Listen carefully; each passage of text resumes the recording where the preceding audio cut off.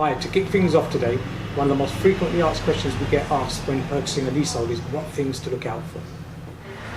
So the first thing to look out to when you're looking at a leasehold property, and probably the most important thing, is the actual length of the lease.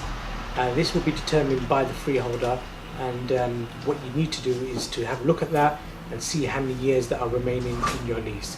A nice healthy lease will be anything between 85 and 95 years, and you've got yourself a good lease there, and you've got good time on your hands not to get into consideration and not to get into lease renewal or negotiations with the freeholder. Anything below the 80-year length of lease, and then you are looking to renew the lease, and therefore you could be liable for charges of anything up to £25,000 to £45,000 to get the lease renewed, which is a lot of money. So that's one key thing to look out for. The second thing to look out when purchasing a leasehold is levels of service charge. Service charges are maintenance costs which relate to the upkeep of the building or the block.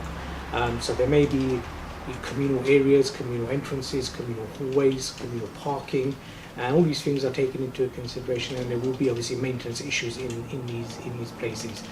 What also should be included in the service charge is buildings insurance as well, which should have been taken into account by freeholders.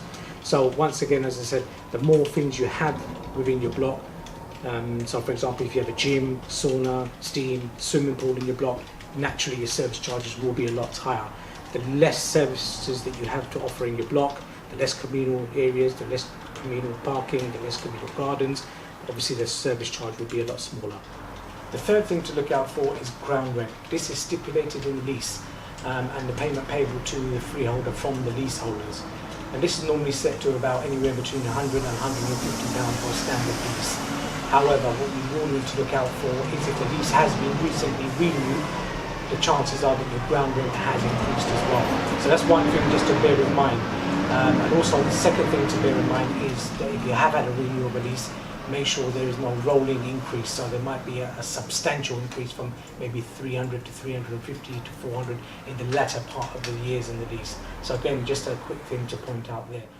Purchasing leaseholds are a complex process, but your solicitors are normally there to help you and guide you through the process, as well as your estate agent. So if you have any questions and queries with regards to any lease issues that you've had or renewal issues, I'm happy to help you. Come through to us, give us a message, and we'll go through them as an individual basis. Thank you.